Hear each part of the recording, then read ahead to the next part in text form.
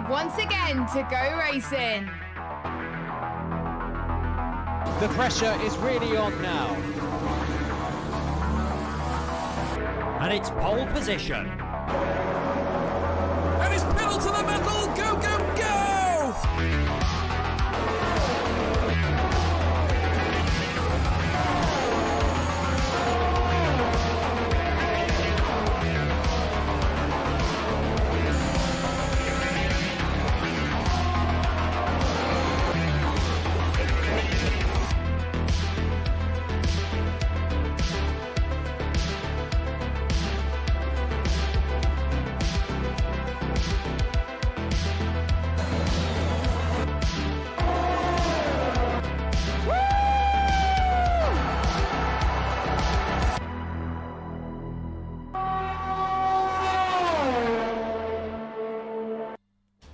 Good evening, everybody. Welcome to PSGL round number 8 on the PlayStation calendar, and we are at the Shanghai International Circuit here in the top tier for the Chinese Grand Prix. My name is Luke Etheridge. Joining me in the commentary box once again, as usual, on a Monday evening is Mark Alimonda. Mark, how are you doing?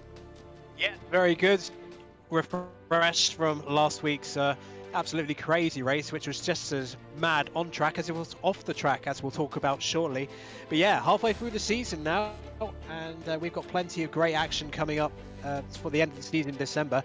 And it's anyone's championship at the moment, Luke. I mean, we've got a highly competitive top three in both the drivers and constructors championships. Yeah, certainly. We'll go to the standings very quickly, but we'll just talk you through what happened after the race last time out. So you might remember, on track, after the penalties had been given out by the game, Yost took the victory, Blizzard got second, and Jordan got third place, and we seemed pretty confident that Jordan was going to get a 3-second time penalty removed.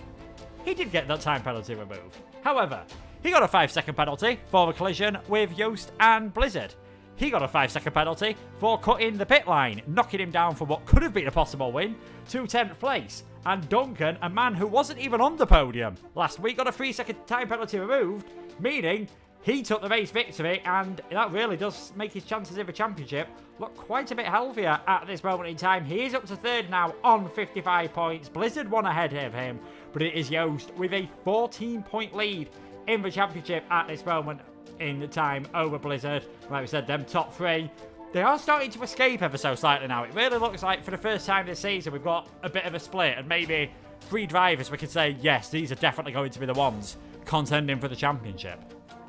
Yes, I mean, we got a former 2-time champion there in Blizzard, and we got Juice and Duncan, both of whom have finished in the top 3 of the championship previously in this particular tier. So yes, we are finally getting a bit of separation. I mean, Georges was there early on, but his form has been quite patchy recently. Midnight, a race winner this season, but hasn't been able to maintain that form after getting 2 podiums in a row. So yes, it does look like, at the moment at least, unless there's a real big surge from someone outside of the top 3, these are going to be the 3 who are going to be competing for the championship until it is settled. Yeah, most certainly. If we take a look at the Constructors' Championship as well, it's sort of following a similar pattern, except this time it's the AlphaTauri team on top, only by 3 points at the moment from Red Bull. Mercedes a bit further back, and you can see Aston Martin still down there on 11 points at this moment in time, even though they obviously had a driver finish 4th in Lars last week. He was a reserve, and that didn't count. But it's looking really close in the championship, and it was a decision that caused quite a bit of a stir on social media, on Twitter, which is at the moment the only social media that is working, as I'm sure some of you are aware, that of course the penalty that Jordan got, 5 seconds for the pit lane, that was reported by Duncan, who is his teammate in Vissel Racing. And I'm interested to get your thoughts on this, Mark. Is that something you do, report someone who, in the game obviously, they're not in a team's championship, not like we've got on the Friday nights here at PSGL, but they are still in the same esports stable. And a few people thought that was a bit of a bold move and a bit of a backstabbing move, almost. Oh, I love it. It's like Game of Thrones, a bit of a backstabbing there. I like the politics sometimes, just like Formula 1 at times in real life. So, yeah, was it sneaky? Yes, but in the end, the penalty was justified, judging by what I've seen. So, I guess justice was done. Yeah, definitely. Justice was done. Maybe if he'd have known Jordan was going to get another 5-second penalty, I don't think he'd have quite gone for that same decision. But we'll have to see how it goes tonight. Might not be able to expect too many favours off of him. We are just waiting for the lobby to get set up. There has been a few technical issues in the background, but it shouldn't be too long. We'll talk a bit about the track. One thing that always comes to mind on the F1 games is how shocking the softs are around Shanghai. They really do not last long whatsoever. Oh, it's a tale as old as time, Shanghai International Circuit and the fastest compound. And once again, it is the case on F1 2021. The soft tyre is, very much extremely a qualifying tyre if it's going to be a wet race. But other than that, it's not the tyre you want to be on if it's going to be a full dry race, because they do downgrade very, very quickly. However, given the sort of nature of the DRS trains you do tend to get on this track, perhaps not as severe as some of the previous rounds, you could get someone perhaps trying for the soft to hard strategy to get track position at the start, because we all know how chaotic lap 1 can be in China, particularly in that tight, twisty opening section of the lap, which can have a big concertina effect. You can easily damage your wing there or get spun round. So, it's not a foregone conclusion that everyone's going to go for the middle compound in qualifying if it's a dry race, but it's, they'll be pitting within, at least 5 laps or so, and the tyres are pretty much already gone. Yeah, and one thing which can have a big say on what strategy go for around here, as we've seen a bit in F2 and some of the other tiers as well, always that possibility of rain around the Shanghai International Circuit, whether we'll get any in qualifying, whether we'll get any in race, and that will really stir things up ever so slightly for these drivers. We'll just talk a bit about how qualifying's gone for some of the various drivers so far this season. Blizzard obviously started fantastically with 3 pole positions in a row at the start of the season. Yost, he's had 2 poles and he's won both times from pole position. The other drivers to get a pole position are Midnight and Benjamin. It'll be interesting to see how those drivers do tonight, because Midnight and Benjamin both had that bit. Well, I don't think Benjamin's actually here tonight, unfortunately, but Midnight definitely. He started the season pretty slow, had that jump up in form, and he seems to have gone back down again, unfortunately.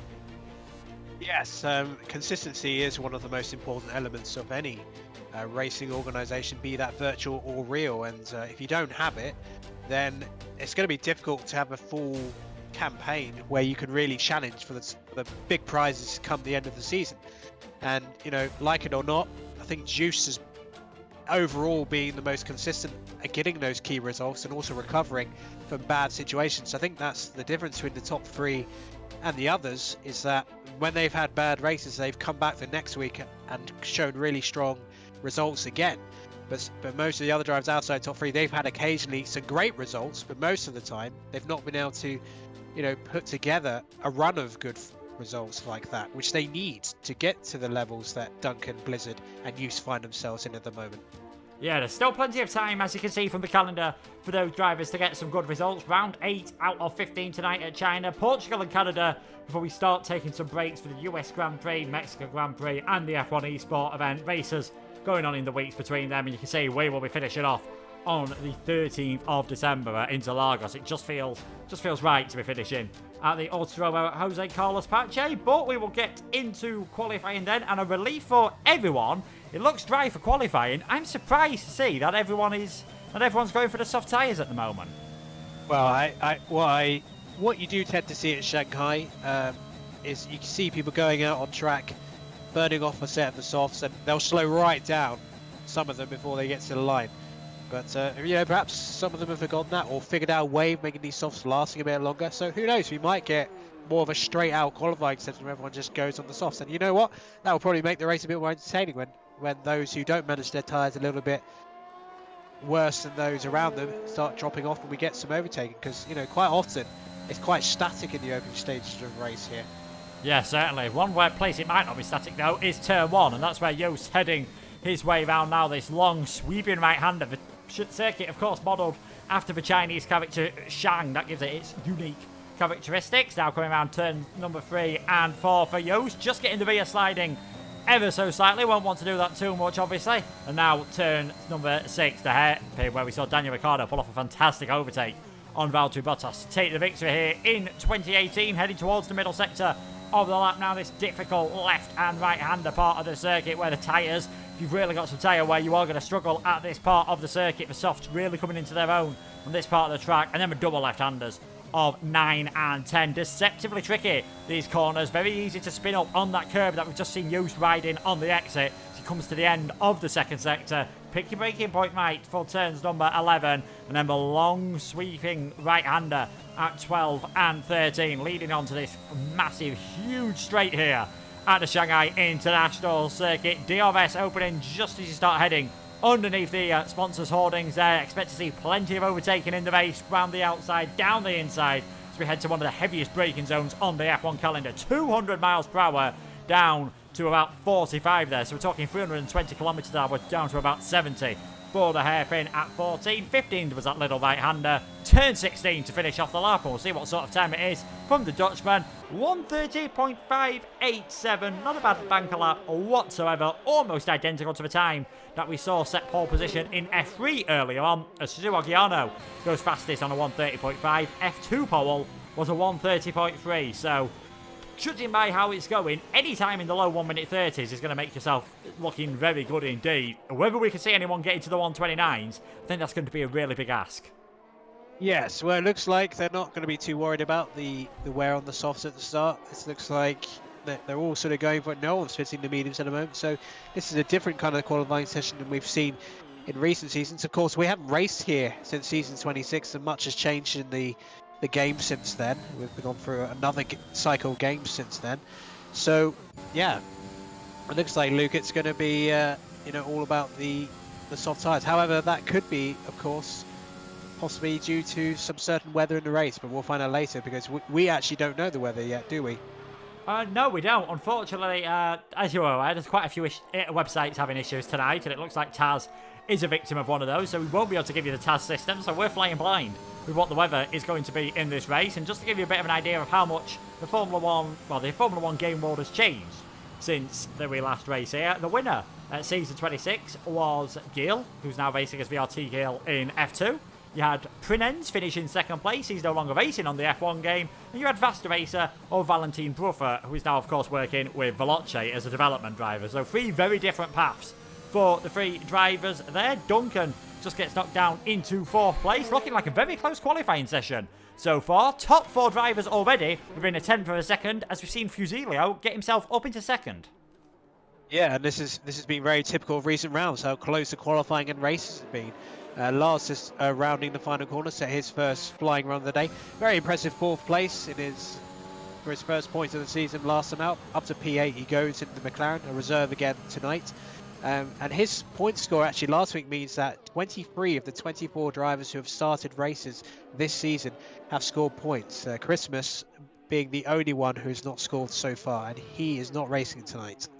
Yeah, so unfortunately Christmas won't be able to change that. Did have a bit of bad luck last time out, had connection problems, which meant he couldn't even take to the start of the Austrian race. His full-time teammate, Mitchie, some people have expected good performances from him. I believe he's the only driver actually here tonight who does actually race on the pad, as opposed to the wheel for all of the others. And China's always had that reputation of being a bit of a pad track, and we saw that obviously in PC, where Lewis Walsh took a fantastic victory in F2. So might just see Mitchie sneak his way up towards the top of the order. Only 11 points so far this season. He's 7th in qualifying at the moment. Less than 2 steps off pole position, and still a long way to go, of course.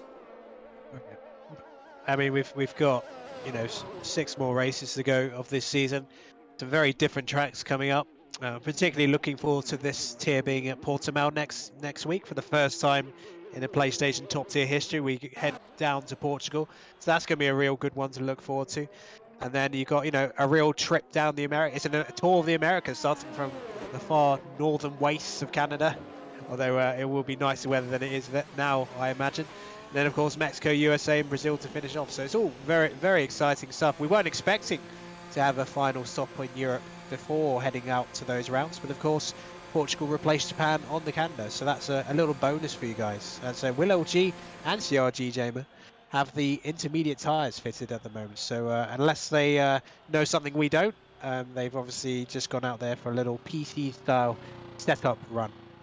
Yeah, it must be a very sudden rain shower if it is going to rain at any point, because it is looking like beautiful weather at the moment. It's very empty out on track as one of the Red Bulls just heads out there. It was just Mitchie for a second there. So we'll see what the Aston Martin driver can do. He's just heading on his outlap at the moment. Interestingly, that Lars, he went for a second run on those soft tyres. It seems to be a feature on this game. Yes, you still do get the softs wearing quite a bit as you get later on into the run, but there doesn't seem to be a lot of difference between the first and the second runs. We saw drivers do this at Bahrain, where we thought it was a bit of an interesting move. Gamer did it, and still nearly managed to end up taking victory in the race. So maybe something to watch out for, that if you do get your first run wrong, there's nothing to really worry about. You can just maybe set a second run on that same set of tyres, even if you are putting yourself at a slight disadvantage for the start of the race.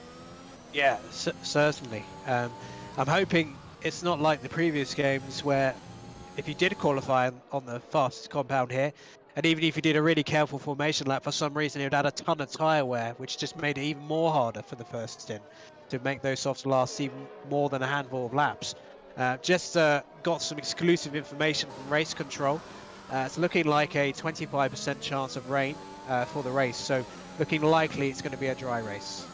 Yeah, it does look like it's going to be a dry race. Could be quite overcast. That might help with the tyre temperatures ever so slightly, so going to be one to watch out for. It seems like everyone is going for at least starting on the soft tyres. We'll see whether we see any two stops or drivers just try to stretch those hards out as long as possible. Safety cars would definitely help. Mitchie up through the first sector then. We'll follow the TTG driver through turns number 9 and 10. Such a difficult circuit, this one, just to get every single corner right. We saw him getting a slightly little twitch there. Obviously, we expect the majority of the overtaking to be done down that huge, long kilometre-plus straight heading into the hairpin. Always difficult as a car in front to defend around there, unless you've got DRS off the car in front, as we see happen at so many other circuits.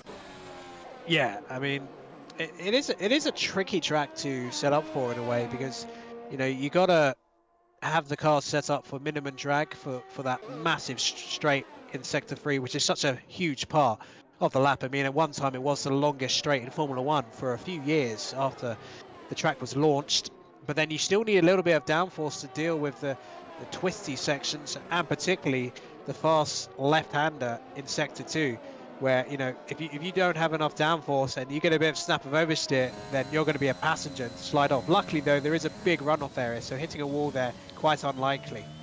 Yeah, certainly. I've seen the odd drivers get pretty close to the wall as Gamer just gets well out of the way. Him and Will have gone for now soft tyres on their outlap. Joost is improving ever so slightly in sector 1 at the moment, and he's up again, nearly 2 temps now coming through sector 2, so this is looking pretty good for the Red Bull man, who's finding the form just at the right time of the season, keeps extending his championship lead by the odd couple of points, but a good result tonight might mean he goes into the first break for the US Grand Prix, unable to be caught up by any of the other drivers following him down this straight now, but car quite a long way in the distance, so won't even provide a distance or a visual distraction, which I'm sure Joost will be very happy about indeed. Slight lock up there into the final hairpin. Looked like that definitely scrubbed off a few hundredths of his time, so we'll see how this goes through the final corner for Joost then. Can he get into the 130.4s? Can he take provisional pole position? In the end, it was still a faster final sector, 130.323. I still think there's at least a 130.2, and once you get a track evolution, might even see 130.1s from him. Yeah, I think there is a bit of track evolution, but bad news for CRG Blizzard. He went purple in sector 2, looking like he was on for a really strong run. He invalidated his first run, and he's just spun the car out of the exit of turn 13 as he put the power down. So that's another run scrubbed off for Blizzard, and he's going to come straight back to the pit. So he's only going to have one more shot at it. At the moment, a lowly P17 for the driver currently second in the championship and 14 points adrift of Joost. Yeah, he doesn't seem to do average qualifying sessions so far this season, Blizzard. He's either absolutely fantastic on pole or near the front of the grid, or seems to really find it difficult and languish well outside the top 10, sometimes outside the top 15, and he is one of 5 drivers yet to set a time at the moment. Duncan heads towards the finish line. He goes up into second place, just ahead of you. So it is a VSR 1-2. You've got Jordan there in 5th as well. A lot of drivers setting some pretty good times. Dan Erko just on his outlap at this moment. Georges has backed off on his run. Let's see what some of the Williams drivers are doing. Gamer just back in, well, it looks like he's on a bit more of a chilled run here, although he is pushing fairly hard down the straight. DRS is open. Got a podium at the start of the season, and in another league he did drift his way around turn 1, which he said he might do again tonight. It's not good for your tyres. Does look very stylish though. We like a bit of Colin McRae style drifting in PSGL, but yeah, as you say, it's not usually in an F1 car the most efficient way of getting around a track, but it certainly looks spectacular, particularly when it happens in the wet. Yeah, it doesn't look like we're getting any of that. He goes into 12th place now, quickly knocked down to 12 by his teammate Will LG. Williams currently 9th in the Constructors' Championship on 25 points, and the two drivers have been evenly matched. Probably some of the most evenly matched teammates we've got here. Gamer on 13 points, Will on 12 at this moment in time. 4 3/4 minutes to go. This qualifying session going by pretty quickly. Used on provisional pole position, Duncan in second. Ogiano up there in third. He's had good qualifying on occasion this season. It's just when it comes to the race, either slight mistakes, slight problems. Have only seen him in the 5 points he's took part in. Only scored points once, and that was in Belgium. Yeah, he had a really good race at Belgium, and he's had some races where he's looked like, yeah, he's about to get a great result, and then suddenly it just kind of falls apart for him. He gets, gets sort of involved in incidents that he would rather not be involved in, because I think he's a lot better than the 22nd in the championship he currently finds himself in would suggest. Yeah, certainly. I mean, at Belgium, let's not forget, he was in that 5-6 car train we had for the lead of the race. There were a few drivers having issues, but there's no reason to believe he wouldn't have been right up there in that one. Again, it's getting pretty quiet out on track at the moment. We've just seen Daneyko, actually. He stuck himself up into 3rd place. Has had a podium earlier on this season. That was at the Italian Grand Prix in that race where he seemed to have those who were struggling a bit in the championship seemed to awaken them. So did get a podium last time, well, in Italy. 10th in the championship at the moment, leading the Ferrari team and doing very well in this qualifying. He is in 3rd position at this moment in time. Top 10 drivers separated by just over 4/10 of a second, and then a big gap back to Xander, Will, Gamer, Georges, Asacombe, and the 3 drivers that are still yet to set a lap time. Blizzard, I wonder what his tactic's going to be on this lap. Neither AlphaTauri has set a lap time. I don't actually think we've seen Midnight go out for a proper run so far in this session, but if you're Blizzard, do you just save a 10th or 2 and think, right, just get a valid lap time in? You'd rather start 12th or 13th than you would 18th.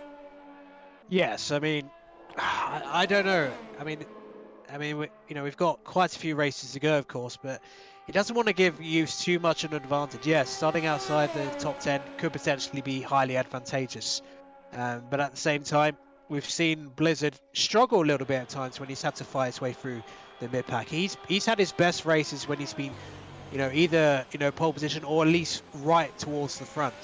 He hasn't had great luck in the races where he's had to, fight his way through to the front. Yeah, the only one I can think of where he did a fantastic job fighting his way to, well, near the front was Italy. Did even, I think that had a few near misses, but managed to fight his way up into 6th place. But I see what you mean. Apart from that, he doesn't seem to have been able to fight his way through the traffic. He is an incredibly quick driver, we know that. We'll see how it goes here, because another thing, with how close the grid is, judging to get that 11th place can be very difficult. It is currently Xander on a 1:31.1, so we'll see if he can improve his time. You would expect that time to get shoved into the 1:30s. Fusilio, half attempt down as he comes through Sector 1 at the moment. Only driver on a hot lap. A lot of their drivers just starting or finishing their out laps now. Only one car in the pit lane, and that is the Ferrari of Daneyko, and I imagine that is going to be his qualifying over then if he doesn't get out onto the circuit very shortly. Yellow flags coming out, and there we go. Daneyko has retired from the session. Yellow flags, of course, as drivers are just backing off, just getting out of the way of Fusilio. He just wants to get this lap done. Doesn't want to get caught out by any cars travelling slowly through this long part of the circuit. And that's always, especially the final sector, we see it on every circuit. It's a bit like traffic paradise, as Yuki Tsunoda put it. All the drivers jostling for position. Hopefully, no one holds him up, because if they do, big chance is they'll get a qualifying ban next time out. Yeah, there's a bit of a queue forming at the hairpin at the moment, so I think the AlphaTauris have done the right thing going out earlier than the rest to get a lap time in, because there's going to be a lot of traffic for, I'm just trying to see who the Red Bull in the back straight is Xander, so unless he backs off significantly, but if any one of the drivers have problems ahead, he could end up being caught by them a little bit, and yeah, they're trying to back off, but he's got the McLaren of Jordan right ahead of him, so he's going to have to try and get a little bit of space, and he's going for it. No more time to build up again, so yeah, he might get a bit of dirty air from Jordan ahead, who of course is very similarly paced. Yeah, certainly. Will's going to be the last driver to head across the line then. He's got enough time to get a bit of space between him. The two AlphaTauris are coming around the hairpin to finish what will be their only lap. And yes, I was about to say, Blizzard's invalidated his lap, so he's going to be starting right at the back of the grid then. Disaster for disaster for Blizzard. Yes, he's going to be on the alternate strategy. So are the 7 cars in front of him. Oh, wow, that's just absolutely dreadful luck for Blizzard. You know, it's the kind of race where you just don't want to have a bad qualifying. Midnight, he's on a pretty decent time actually. Could be good enough for top 10. Here comes Midnight, crosses the line. Yeah, but well, he's got the proverbial alternate pole at the moment, so that could work out beautifully for him. As Use lowers the bar again with 1:32.22. Can anyone get anywhere near that? Duncan certainly won't, because he's come to a near halt in sector 2. Yeah, I think that dirty air, maybe just like you said, clearly catching him out. Lars as well, he's invalidated his run, so we're not going to see anything from him. Casper is in 8th place at the moment. Who's going to be the next car to head across the line? It's going to be Shizu Ogiano. Can he get himself perhaps onto 3rd place, maybe even onto the 3rd run of the grid? And no, well, gets himself up into 3rd at least, so a pretty good one by him. We've got Leo, I believe, who's setting his one and only run in this session. He gets himself up into 6th. Great job by him. Xander coming around the final corner. He was 11th not so long ago. He now finds himself in 15th, heads towards the line. Gets himself up into 13th place. I think we've got one of the Williams. That was Gamer finishing in 15th place. Casper coming around the final corner now. What can he do? Gets himself up into 3rd, just behind his teammate. Looking like a very good qualifying from the Mercedes team so far. Willow G comes across the line to go into 15th place. And I believe that is it for this qualifying session. It is another pole position for Joost. His 3rd of the season. But Mercedes 2nd and 3rd. Delightful news for them, obviously. Joost has got his teammate on the alternate strategy. Both AlphaTauris don't seem to be nowhere. There's a chance for Joost and Duncan to build a bit of a gap up here. Absolutely, yes. I mean, AlphaTauri current constructors leaders, but only 3 points to the Red Bull. This gives Mercedes a big opportunity to sort of close the gap to the top 2 collectively. But yeah, overall, CRG drivers not having a great session at all. I mean, they're in the bottom 5. 4 of them, George's, Gamer, Midnight and Blizzard. Casper is CRG, I believe. I can't remember. He's VSR. VSR, well, there you go then. So yeah, disaster for CRG drivers. Of course, this is not an esports event, but worth mentioning. But yeah, I would say that is, you know, Blizzard's had some great qualifying this season, some average ones, but that is without doubt the worst one he's had this season at a critical time. But there is plenty of action to go, and who knows, he might be able to make something work and get onto the podium like he did at Belgium. Yeah, I think he admits himself he does sometimes have issues getting penalties, does Blizzard, and seems to have been the way in this race. That just invalidating too many times in qualifying has really, really cost him. Here's your qualifying results then. It's an all VSR 1-2-3 and it's an all Dutch 1-2-3. Joost in the Red Bull ahead of Duncan and Casper in the Mercedes. Another great qualifying from Shizu Ogiano. Could he get his best result of the season? If he finishes where he starts, he certainly will. Daneko is in 5th, Jordan 6th, Leo 7th. Fusilio, Fede and Michi rounding out the top 10. Lars will be the lead car on the alternate strategy in 11th place. Asacombe starting 12th. Xander and Georges 13th and 14th. The 2 Williams rounding out the 8th row of the grid. And the 2 AlphaTauris on the back of the grid. What can Midnight and Blizzard do? They're going to need, if they end up retaining their Constructors' Championship lead, that means we're going to be in for one heck of a race. Yeah, if they end up that high up, then yeah, it's been another amazing race. I mean, you know, even Zandvoort had some entertainment to it, but this has been, so far, before we head into the race here, an outstanding season entertainment-wise. There's been so much going on. And, well, it looks like the famous Chinese fog has rolled in. It's very cloudy, very overcast, and that's going to prove, you know, slightly different conditions to the very hot conditions we had in qualifying. Yeah, looking very dull, I think it's fair to say at the moment. If we didn't know that rain wasn't forecast, you'd be definitely in the back of your mind starting to think about it. A reminder then, going into this race, Joost on 70 points at the moment. Blizzard has 56. Duncan on 55 points. So that is the standings. We'll quickly get them up for the Drivers' Championship. And in the Constructors, it is still AlphaTauri in the lead, but only by 3 points at the moment. And then it is a further 9 points to Mercedes. Those 3 teams and the 3 drivers that we've mentioned really starting to look like they are building a gap in the Championship. And if results stay as they are, Joost would end up taking, and it's a big if, lots of things can change between the 28 laps that we've got left to go. If things stay as they are, Joost would have himself, I believe, a 19-point lead in the Championship going into Portugal, which would not be too shabby whatsoever. But firstly, we've got another Grand Prix to come, of course, around the Shanghai International Circuit. 5.451 kilometres, 3.387 miles, 16 corners, 2 DRS zones. Give plenty of opportunity for overtaking around this track that was first used in 2004 and was where Rubens Barrichello scored his last victory for the Ferrari team. As we head out for the formation lap, no surprise that we've got a mixture of medium and hard tyres. It's probably worked out for Lars, Asakome and Zander that they've got for the mediums and they don't have to get past any of the hard runners.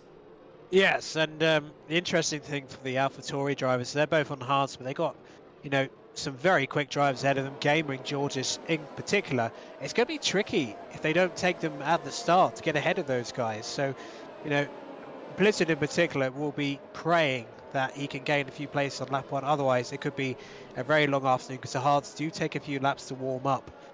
So certainly, I would expect Lars, Asakome and Zander to have an advantage over the cars behind them at the start. And Lars had a very impressive race at Austria, and who knows, he's in that P11 spot, and that could be really beneficial for him during this race. As we know, the alternate strategy, because of the way the softs wear out here, can be extremely powerful. So managing those softs in the top 10, that's going to be the first critical thing once they get out of the chaos potentially of lap 1 and trying to stretch those as far as they can before they come into the pits. Yeah, you don't want to be caught up in too many battles. Any slight sliding moments are really going to start causing problems for your tyres. It just shows you how high the tyre wear is around here, that the AWS system didn't even consider a hard to soft strategy. It was hard to medium and even hard medium, which I really doubt that any of the drivers will be going for. So I'll just try to build up that extra bit of temperature in the tyres. Yost in first place, Duncan in second. Casper, this could really be advantageous for Duncan. He's the only one that's got his teammate right there with him. And we know, because the softs wear so much, the undercut can work extremely well around here. So if Casper just pits a bit earlier, he could maybe get himself ahead of Yost and Duncan and then play a bit of strategy later on in the race. Yeah, I mean, at this stage of the season, not sure if it's time for team orders, but Casper can certainly be a help there. It's almost like real life where Verstappen's having to fight off the two Merc drivers. But yeah, Duncan's approach to this start will be very interesting. How aggressive will he go, given that he's got a chance to win this race and really put the pressure on Yost? But we're about to find out. Yeah, we are. All the drivers are just getting into position then. Blizzard, 18th place. He's going to need to put on a mighty job if he wants to even stay in the top 2 in the championship. As we wait for the lights to come on here then at Shanghai. We've got 5 lights. Quite a long hold there, and we are underway for the Chinese Grand Prix. What are the starts like? Straight away, Yost getting a pretty decent start. Duncan can't quite get that overlap, and Ogiano getting alongside Casper in the background, but it is no change as you were from the front 2 drivers. Ogiano's going to have the outside line for turn number 3 and 4, but I think he might have just about got enough of his car alongside there. Bit of wheel banging between the Mercedes and the Alfa Romeo, 2 very historic names in Formula 1, and they're still going side by side. Further back, it looks like everyone has managed to get through the first few corners cleanly, and it is Yost, Duncan. I don't even dare to predict who it's going to be. It is going to be Ogiano who gets hold of that 3rd place for now. Casper just has to yield ever so slightly. Gamer and Will having fantastic starts in the background on the set of hard tyres. Asacome's had a bit of a nightmare there. Very clean for a first lap at Shanghai. Yost and Duncan remain your lead 2, but it is now Shizu Ogiano up into 3rd. Yeah, it wasn't that clean at the back, though, I have to say. Blizzard actually gained a few places on the first few corners. Then he got absolutely squeezed into oblivion by Asakome at the end of Sector 1 and dropped back to 18th. He then re-overtook Georges before the end of Sector 1, so he has gained 1 place, but probably lost a bit of ground against Asakome. That could go to the stewards, to be honest, because that looked overly aggressive from Asakome there, but he might have been being squeezed himself. Yeah, thankfully, it does look as though there is no damage on Blizzard, just by the way he's handling the car at the moment. No severe understeer at this moment in time. Georges has dropped down into last place, so he's had a bit of a bad start. And Larsen, someone absolutely sending it there. Midnight on Asakome has absolutely sent it from a mile back. Gets wheel spin coming out of the hairpin, and yeah, can't quite hold on to that position for now, so drops himself back down into 16th place. And I wonder if he'll be under a bit of pressure from his teammate. No DRS until lap 3. First time you will see it is down that long back straight, of course, as the detection point for the pit straight is behind the finish line. But back to the front of this race, it is still Yost in the lead, Duncan in second. Just check how they're doing on their ERS usage, because that's always something to watch out in the early stages. Unsurprisingly, quite low usage for those two at the moment. Looks like Ogiano already down to 63%. Looks like he's pushing it quite a bit more to stay in contact with those ahead. Yeah, Oggiano made an absolute rocket of a start, the best start of the top 4, and that's what allowed him to get into position to take Casper in the opening complex of corners. So Oggiano on by far his best result at the moment. But yeah, he is using more ERS to keep up with the top 2. Top 2 probably know that they're not going to be battling for lead just yet until the DRS is activated. Yeah, I think there will be plenty of battling for those guys as well once the DRS is activated. Good news for those on the alternate strategy is that for now they are staying in touch with those on the faster ones. Lars leading on that set of the medium tyres in 11th, Brisander behind him, and then Gamer 13th.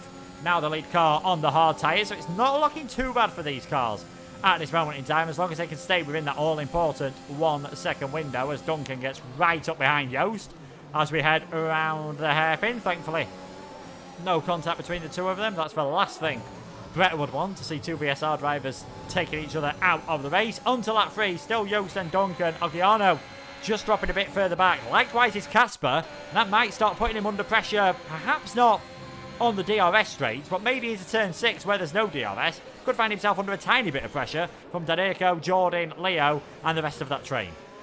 Yes, I mean, Casper's got to try and keep up with the top 3 if he can, because if he drops out of that top 3, he's going to be in enormous trouble on that kilometre-long back straight.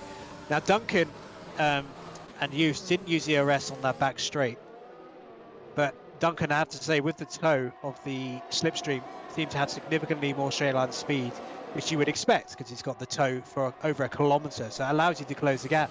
With DRS, I think Joost is going to find it very difficult if Duncan gets as good an exit as him to keep him behind. So I think we could see them going back and forth for several laps, but they might be thinking, actually, let's not battle too much because we need to stretch these tyres a little bit. But hopefully, for the sake of those watching, we get a bit of a battle, which should start now with the DRS now active.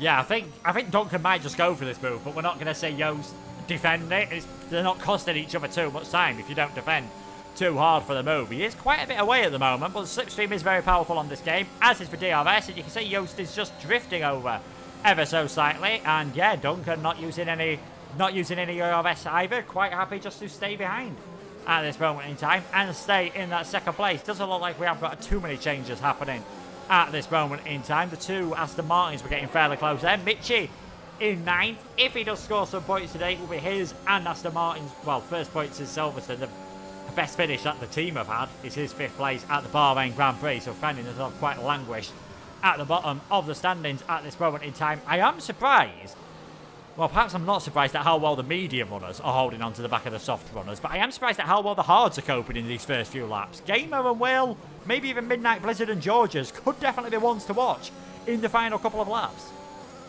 Yeah, definitely. I mean, there's going to be a lot of different alternate strategies going on. It's going to be interesting what the hard runners decide to go on later on. Will they go all the way to the end for a short stint in softs or pit on the mediums? That's going to be interesting. Gamer's had a really good start, actually getting up to P13.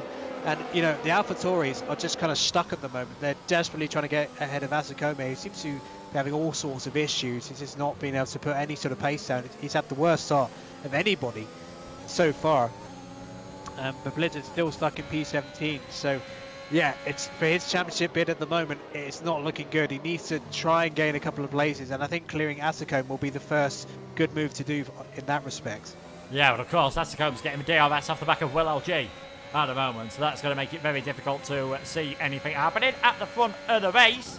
Duncan this time has gone for the move, very straightforward, using a bit of ERS down before we even get to the corner early, so he takes the lead on lap 4 from Joost. Expect to see them swapping around until we see the strategies changing, and something that might give us a clue that we're not too far away perhaps from seeing some pit stops is we've now got Fede and Lars battling, and there we go, Fede is into the pits. I think I saw someone else dive in as well. It was Fusino. Very early off the soft tyres, of course. Lap 4 is about as early as you start seeing the drivers want to come into the pits. We'll see what tyres are coming out. It's going to be hard tyres for the Aston Martin, and it is going to be hard tyres for the Haas car. Both of them looking like they are going for that one-stop strategy. Yeah, well, I think, you know, most tracks on F121, you really want to get that one-stop strategy. In China is certainly a nailed on one-stop strategy. It's quite a long pit stop here. In comparison to some of the recent rounds we've had, to really doing a two-stop here without safety cars, it's not really going to be ideal. You'll just have too much time to make up later on. So I suspect we're going to see a bit of a role reversal here. Joost, I think, will just, assuming he gets a decent exit, with Oggiano is gamely holding on to the the front two, certainly showing that he's no slouch and well deserving of his P3 at the moment. I think Use will probably glide past Duncan with ease, and the battle will continue in that respect. Yeah, how long the battle will continue for, though, I'm not sure, because I don't think it'll be too long before we will see some pit stops. Casper might be a driver who loses out in that if his teammate pits first. Double stacking does not work whatsoever. Lars, he's actually on the medium tyre, so he doesn't need to worry about that.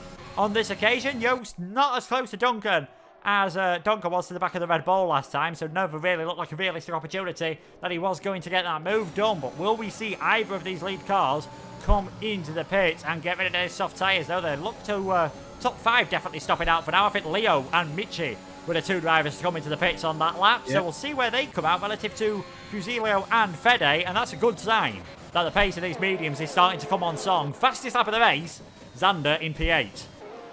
Yes, how much longer are the leaders going to be able to stretch these softs out? So none of the top 5 or top 6 even have decided to pit. And of course, this is a slightly awkward situation for Casper because he's now the second Mercedes. So if I was Casper, I would think, okay, if Duncan doesn't pit now, I have to pit, because otherwise I'll be doing an extra lap.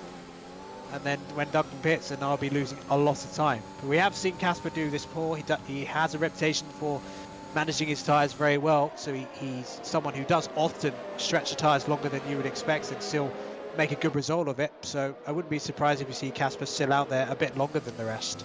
Yeah, definitely. I think I agree with you, though. He's got to do the opposite of his teammate on this lap. He hasn't really got too much of a choice. Fusilio actually managed to jump Leo in that pit stop period. So Fusilio's now up into 15th place, leading of the cars that has come into the pits. I would still expect him to come out behind Duncan and Joost, though, if they pit this lap. If they pit a lap longer, who knows? It could get pretty close between those drivers. Joost again, is he going to be close enough this time around? I think he's probably just a tad too far back to make it comfortable, and in the end decides it's not worth on lap number 6, sending one up the inside of Duncan. Ogiano's dropped a tiny bit further back, but still stays within DRS range, so we'll see if we do get any pit stops on this lap. And again, those top 6 drivers, those remaining on the soft tyres, quite happy to stay out on the circuit at the moment. This will be good news for them later on in the race, but for now, it's good news for Fusilio, Leo, Michi and Fede. Yeah, it's a tough task to do, but it is possible if you can stretch your softs to then go on to the mediums, but you're going to have to tyre manage a lot to make that work in terms of keeping the tyres in a good condition. In terms of puncture territory, I think for the mediums, that's going to be 20 laps plus. You're going to start risking a puncture. So they're trying to stretch it, I think, to maybe the end of lap 8, then come in, and then that's where you have that kind of borderline area where you can get the mediums to the end. But those on the hards, they'll be able to go all the way to the end. So how much they undercut these soft runners, who will be definitely going a lot slower than they were in the opening laps, that's going to be the interesting thing. Will they undercut them that much, or will they be able to maintain their positions? Yeah, we are seeing someone here say if we pit lap 8 or 9, you can get onto the medium tyre. So if we see any of the drivers stay out on this lap, that's pretty much a confirmation, I think, that they are trying to push it to the medium tyres. Those on the hards, they'll be coming in quite a lot later on. Of course, a late safety car could really spice things up. I know the 2 Williams at Silverstone tried pitting incredibly late. Will didn't pit until lap 25 out of 26 in the end, as Joost down the inside of Duncan this time around takes the lead of this race. Blizzard and Midnight swapping around further back as well, still not able to get ahead of Asacombe, of course, and aren't any of the drivers coming in yet. Ogiano in, Casper following in, so it's only the top 2 that have stayed out on circuit this time around. Thankfully, the gravel trap was removed, so there's no more repeats of any Lewis Hamiltons in 2007, but drivers coming into the pits, and I saw yellow walled white tyres at the Mercedes garage. Yeah, mediums for Casper, and I believe Ogiano is getting them at the Haas garage as well. And yet now, that gaggle cars on the hards who pitted earlier, they're just around in final corner, so can they undercut? I think they're going to undercut at least one of them. Yeah, they've undercut them all. So Fusilio and Leo have got ahead, and Michi as well, have got ahead of Ogiano and Casper. Now, of course, Ogiano and Casper will be on the medium, it's a fast tyre, but, they ideally would have wanted to get ahead of them, but now they're going to have to use up some of the best life of that tyres to get ahead of these hard runners. But that's not going to be easy, because it's kind of a mini DRS train. That may actually play into the hands of Juice and Duncan if they sort of slow each other up. But that is a sign, given where Ogiano and Casper were, that Juice and Duncan, if they don't get a good in-lap now and they battle for position again, they could end up all the way behind Ogion and Casper based on that undercut. Yeah, they are very vulnerable, I'd say, to the undercut at this moment in time. Fusilio, lead car, first one to go into the pits alongside Fede, then Jordan. Really the biggest loser in all that situation. He's come right at the back of the train, so he's going to find it very difficult indeed. And again, Duncan, this time around, sweeps past Yost. It does look like he's able to make the moves a bit earlier than Yost. Maybe that's not a lot to read into at this stage in the race, as Blizzard seems to be waking up all of a sudden, awaking from his slumber. He gets himself up into 7th. But a big gap to Will LG, 2.5 seconds to get onto the back of those cars. As there we go, Duncan and Yost are into the pits, as we have got a yellow flag. I think Jordan's had a moment coming onto the big main straight. Yeah, I think he spun it of his own accord. That was never. I doubt he was trying to overtake someone there. So yeah, the pit stops are made, and that lead group, Fusillo, rounding the final corner. This could be pretty close, but I think Duncan and Yus may be able to get out just ahead of them. They're at the pit exit now. It's going to be mightily close, but I think they're maybe just going to do it. Can Fusillo get any of them? No, here we go. Roundly outside goes Leo to get Duncan at least, and I think Fusillo is going to just slot it. Where's Yus? Yus has been absolutely swarmed by this guy. So Duncan, in some ways, has gained a couple of places in that way, and now Ogiano's ahead of Yus. Fusillo as well, so Duncan in a net P2 for now, so that's worked out beautifully the way it's fed in. That overtake on that main straight and that DRS, gaining that extra time and the track position, was absolutely crucial for that pit exit. Yeah, certainly, because he's in a net 2nd place at this moment in time. Yost is in a net 5th position all of a sudden, and he's not even the 2nd car on the medium tyres. He's got Ogiano in front of him. Duncan should be able to get a move done fairly easy on Leo if he can escape before Yost gets up to the back of him and Ogiano without wearing his tyres. Duncan could be in a really, really handy position to take the victory in this race. Still a long way to go, of course. Lap 9 out of 28. Just look how close he is to able to get to the back of that Alpine. I don't think Leo is going to be able to do anything about this move, no matter how hard he tries down the straight. He's very low on his DRS, about 50% less than the Mercedes driver who's in the slipstream. DRS opens. This is going to be one of the most straightforward passes you're ever going to see in PSGL or in any league or in any real life racing as well. Ogiano on the back of Fusilio as well. He's going to send one up the inside here into the hairpin. Gets himself into 11th place. Michi and Danirko battling as well. And Yost in the middle of all that. Not able to gain anything at the moment, although that red light flashing on the back of Fusilio's car suggests he's harvested his energy, suggests he's used up a bit too much DRS, and this could be a chance for the Red Bull driver down the inside into turn 1. Thank you very much. He gets himself up into 12th position, so Duncan now lead car out of those that has pitted, and out of those that haven't pitted, at the actual lead of this race is Lars ahead of Xander, still unable to shake off the Williams on the hard tyres. Well, this is going to be a massive sector 2 for Duncan because he's got the superior tyres at the moment. If he can use that, he'll have the better traction in these fast left and right corners coming up.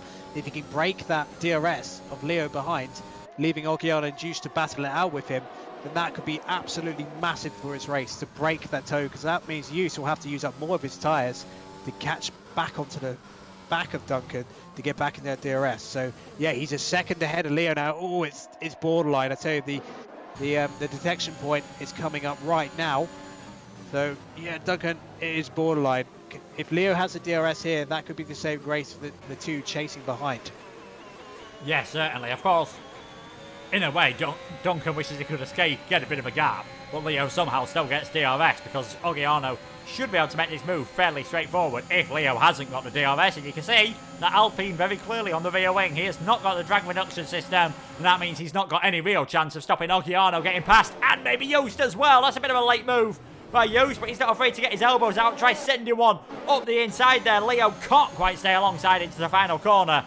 That you felt was very crucial for Yost, that he got that move done. Casper manages to work his way past Fusilio as well. Michi and Danirko still battling, so plenty of stuff happening with those drivers. But Duncan, he has broken that window. Now he's just got to try and keep that gap and make sure that he doesn't let Ogiano within a second of him. And Yost and Ogiano, if they're clever, maybe need to work together to try and get back within a second of the Mercedes man. Yeah, well, I don't think Ogiano's got the pace to keep up Duncan at the moment. I think he's got Use to worry about, so it's going to be crucial for Use race to try and clear this car as quick as possible. 11.5 second gap between Duncan and Georges, who's the last car on track who hasn't pitted ahead of him, P8. But yeah, the battle between Ogiano and Use, I think, will have a big factor of whether Use can win this race. I think he's got to clear him this lap, or at least very soon anyway. Yeah, certainly. Casper, no hanging about whatsoever from him. I think he realised that those other medium runners are starting to get away round the outside at turn 7 is always a bold move, but Leo didn't really have the tyre grip at the moment. It might still come to these hard runners at the end of the race. You would expect them to be slightly faster than the mediums, just whether they're faster enough to negate the disadvantage they've got at the moment. We'll have to wait and see. As here we go, Yost losing a lot of VRS. Jordan becomes the first man to get a penalty.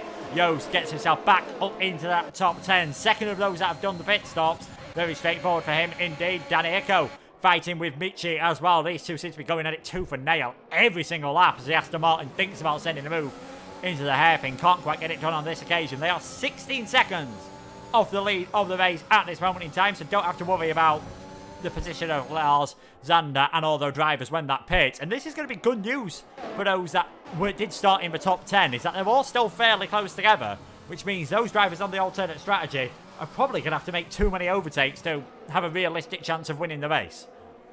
Yeah, it's not really worked out for Daneko, just watching him battling Fusilo and Leo. So Daneko was sort of in that top 6, but he's kind of struggling a little bit now to clear some of these cars because of the sort of big DRS train which is starting to form from Leo downwards. And the two Aston Martins, they're 17th and 18th, and again they're losing time. So I think Blizzard, Midnight, etc., and the other drivers on the alternate strategy have got some chance to get some points. I think the win might be gone for them at this point because they're going to have too many laps, but we shall see. So it's going to come down how well those on the mediums manage their tyres to the end of the race. Used slightly quicker in the opening 2 sectors. The gaps are kind of stabilised around the 1.4, 1.5 margin.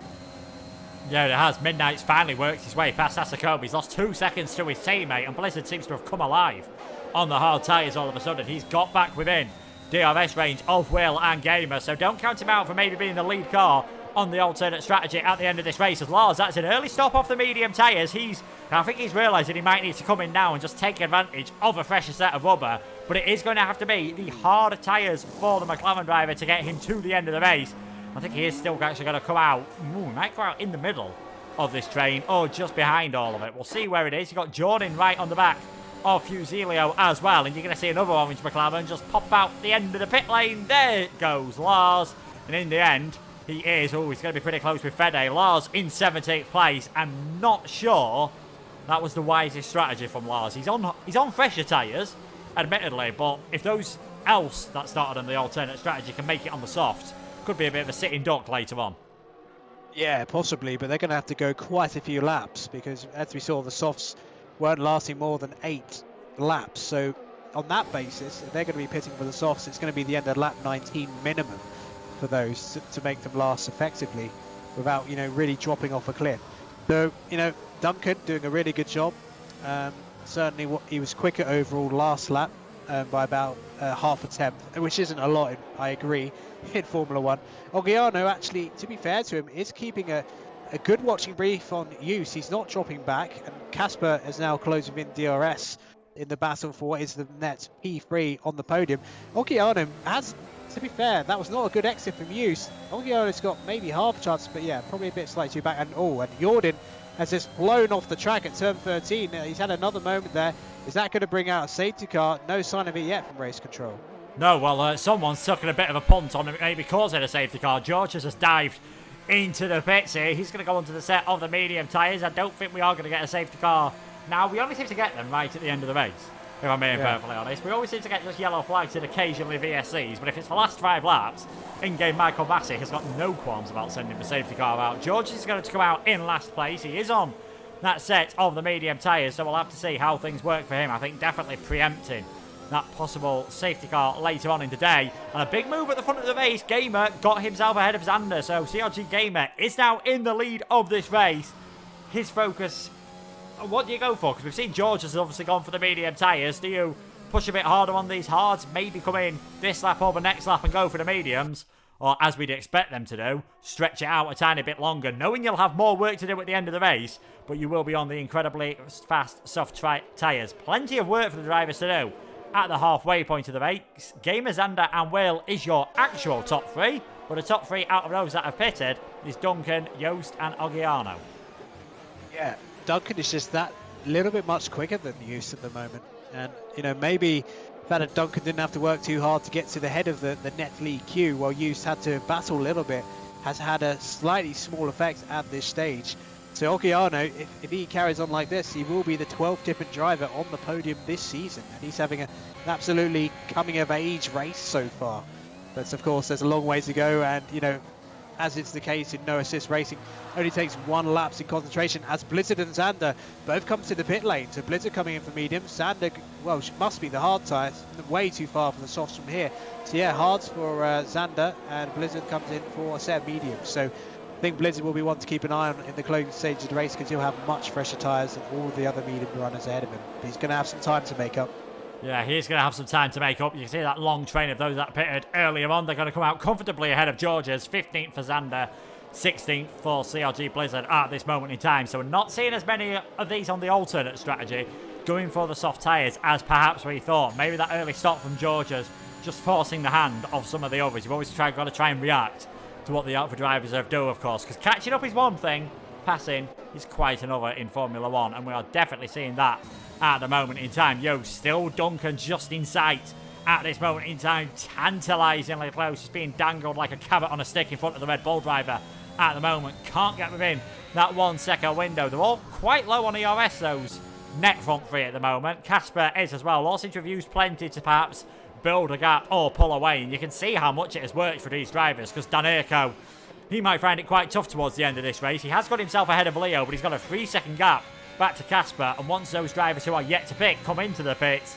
he might find himself just getting swamped, as well as Leo, Fusilio, and obviously Michi and Fede, and especially Michi, because he is off at turn 13.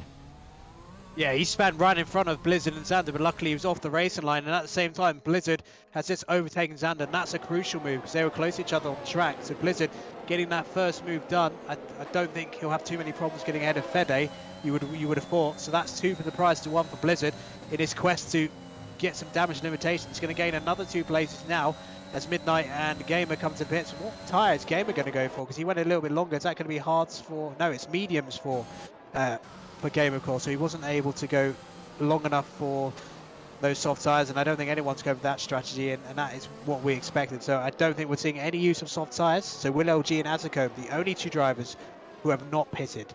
Yeah, Gamer, crucially for him, managed to get himself ahead of Fede. Yellow flag there as Michi retires in the pit lane. A lot of people thought he might have a good performance here.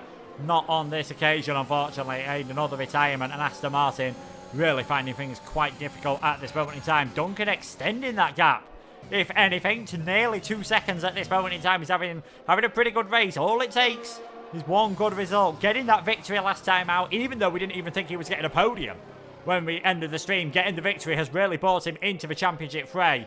And it looks like he might have a chance of claiming second place at the moment, but still a long way to go. 12 and a bit laps remaining for our lead cars. Will LG 6 seconds ahead at the front of this race at this moment in time. Is he going to try and stretch it that tiny bit longer to go onto the soft tyres?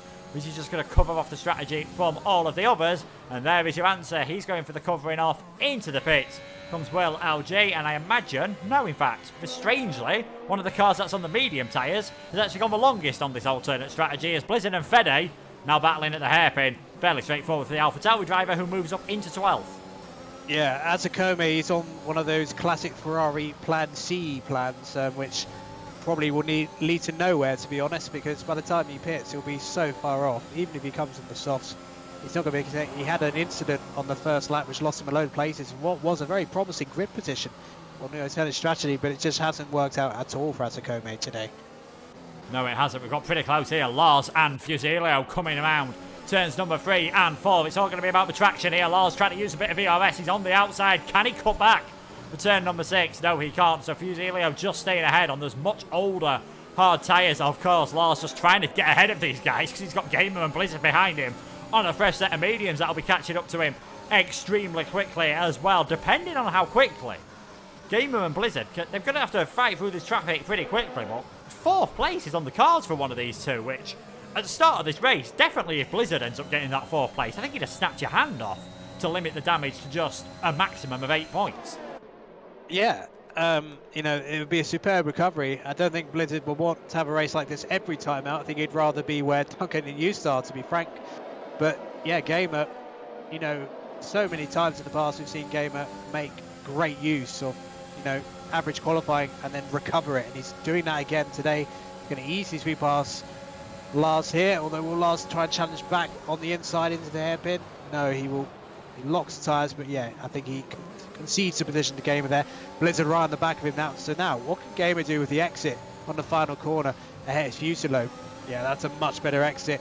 Might be able to gain another position here as they head onto the main straight. But yeah, the DRS of Fusilo, good straight on speed. And actually, Fusilo's going to challenge for position here and takes the position of Leo. And Azakome pits for the softs with 10 laps to go. Well, I don't think that's going to work. He might get the fastest lap maybe, but yeah, I mean, his tyres will be pretty much shot to pieces before the end on that basis.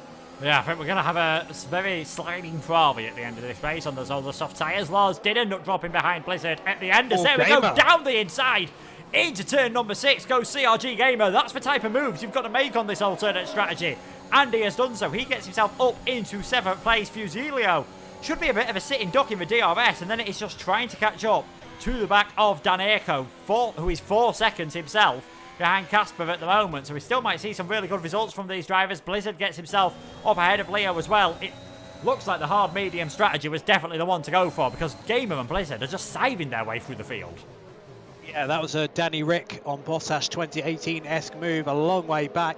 With the superior grip, was able to get it done, and Leo, to be fair to him, left a good racing room, so it was a really good overtake overall from both. But yeah, Gamer now right on the back of Fusilo, and this looks like a no contest, no ERS for the Haas driver, but Fusilo is on for some good points at the moment, so I think he'll be quite happy with that if he can stay where he is in terms of a top 10 finish. But Gamer up to P6. Yeah, and Gamer now with a bit of free air, so we'll have to see what he can do further back. Midnight gets himself ahead of Fede. Fede down into 15th. Him and Fusilio were the first drivers to come into the pits. What seems like an absolute age ago, lap for number 4 of this race. I think it was for both of those drivers. As Blizzard down the inside into turn number 1, gets it done on the DRS. He now finds himself in 7th, and Gamer and Blizzard are going to try and drag each other along already. The Williams and the AlphaTauri nearly within DRS range of the Ferrari, and it's how much further up the field they get, and can they even possibly challenge you, Stogiano and Casper at the end. The tyres might just be a bit worn out to make it a realistic challenge, but you never know. Penalties could always play a part as well. Surprised how clean it has been. Jordan was the only driver to pick up a penalty. He, of course, retired from the race, so we've got no time penalties at the moment, as Leo, Fusilio and Lars really going at it here through turns number 7 and 8. Not where you want to see cars going too wide, never mind 3 wide. Well, I mean, and Lars goes really deep, and Will OG says, thank you very much, Mr. Lars. I gave a place there, and Lars as well, something's happened to Lars completely. He just went right off the track for a few moments and lost all the positions. So yeah, that's no points for Lars by the looks of it, unless we get a late safety car. But look at this, again, the battling, crazy battles going on. Midnight's had a bit of contact, dropped down to P13. George is going to go right around the outside on turn 13 as Will OG gets ahead of Fusilo, and will he make it 2 for the price of 1? No, ERS, we can go for a late lunge down in the hairpin. He's going to go for it. Oh, slightly late.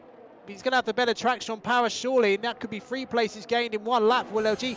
But here comes Leo to come back at him side by side through the final corner briefly. And Will OG ran wide out of the final corner and picks up the place. Leo's going to try and come back at him. But yeah, that's a job done for Will OG. So Will OG in a solid P8. But yeah, maybe no more places than that, as Dan Aiko has been overtaken by Gamer and Blizzard right on the back of him as well. Yeah, and I think Blizzard, if he was watching Gamer last time around, I think he'll know where he needs to perhaps make this move, using a bit of ERS on the run down towards turn number 6. Is he close enough to go for it? No, not this time around, and that could just allow Gamer to escape ever so slightly, because you'd imagine we're not going to see Blizzard bother to go for the overtake until he gets for DRS about halfway around the lap for now. Now that we've had all the pit stops, got a more normal order, and it is still Duncan in the lead of this race. You can see him just ahead of Joost at this moment in time, 1.8 seconds back. Ogiano and Casper still hanging onto the back of DRS of Joost, and that could save them as Gamer and Blizzard start to close up. Gamer in 5th, Dan Aiko 6th, Blizzard 7th, Will, Leo and Fusilio rounding out the points at the moment. We'll see if Xander, Midnight and Georges can perhaps work their way into the points as well. It is still a long way to go here. You still don't know what result's going to happen. George Morgan, our PCF1 commentator, asking, come back Gamer for a P3. You never know, he might even be able to get a P2 here. Whether those tyres will last on the Williams, we'll have to wait and see. As here comes Blizzard, he's going to go for a late move down the inside on Dan Aiko. The Ferrari driver gives him some space. It's all going to be about retraction out the corner. Can't quite get it done here.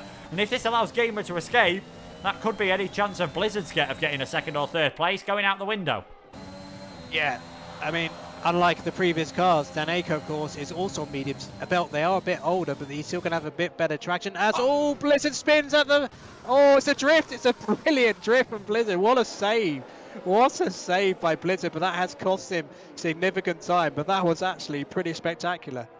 I'm going to be honest, I switched away from that because I thought we were going to see Will going past the spinning AlphaTauri all of a sudden. That was absolutely fantastic there from Blizzard. Great car control by the AlphaTauri there. Used up a bit more of the mediums than you would like, and he's now got to try and get himself back onto the back of Daneko. Shouldn't be too hard, but again, we've allowed Gamer just to escape ever so slightly, and it's allowed Will to just close up a tiny bit. Midnight's got himself ahead of Xander on that lap, so he is now up into 11th place, just to give you a clue of how amazing the alternate strategy has been for some of the drivers here. Gamer and Blizzard have already got themselves up 11 places yet, and I don't think Blizzard's finished yet, and who knows, Gamer might not be either. Midnight only up 6 places in comparison.